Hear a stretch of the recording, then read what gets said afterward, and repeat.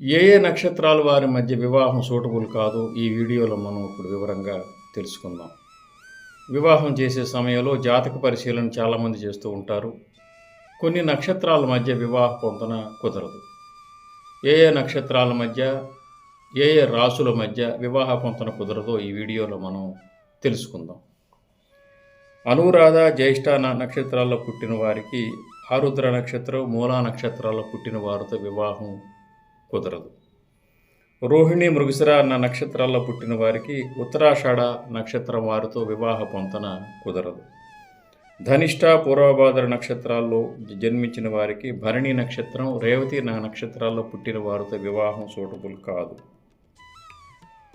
ఉత్తరాభాద్ర నక్షత్రాలు అంటే ఉత్తర ఫల్గుణి నక్షత్రం, ఉత్తరాభాద్ర నక్షత్రాల్లో పుట్టిన వారికి చిత్తా నక్షత్రం, విశాఖ నక్షత్రాల వారితో వివాహ పొంతన కుదరదు. పూర్వాషాఢ నక్షత్రం, శ్రవణ నక్షత్రాల్లో పుట్టిన వారికి కృత్తికా నక్షత్రం, పుష్యమి నక్షత్రం వారితో వివాహ పొంతన కుదరదు. మఖా నక్షత్రం, పుబ్బా నక్షత్రం వారికి పునర్వసు, ఆశ్లేష నక్షత్రాల్లో పుట్టిన వారితో వివాహ పొంతన ఉండదు.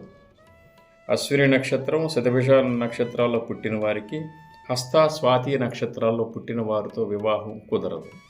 ఈ విధంగా ఈ నక్షత్రాల్లో జన్మించిన వారి మధ్య వివాహం కుదరదు.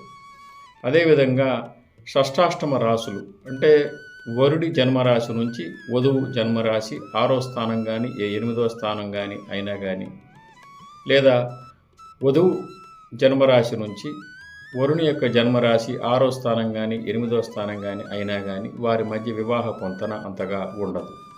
వివాహం చేయకుండా ఉండటమే మంచిది. గృహంలో వారిద్దరి మధ్య వివాహం కనుక ఉన్నట్లయితే కలహాలు ఎక్కువగా ఉంటాయి, చికాకులు ఎక్కువగా ఉంటాయి, అంటే పొంతన సరిగ్గా ఉండదు. అయితే ఈ నియమం మేషం, వృశ్చిక రాశులకి,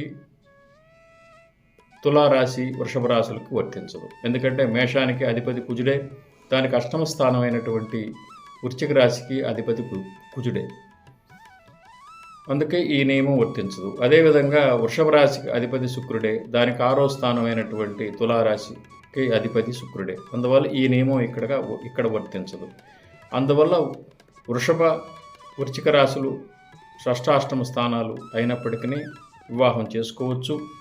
వృషభ, తులారాశులు కూడా షష్టాష్టమ స్థానాలు అయినప్పటికీ అధిపతి ఒకటే కాబట్టి వివాహం చేసుకోవచ్చు.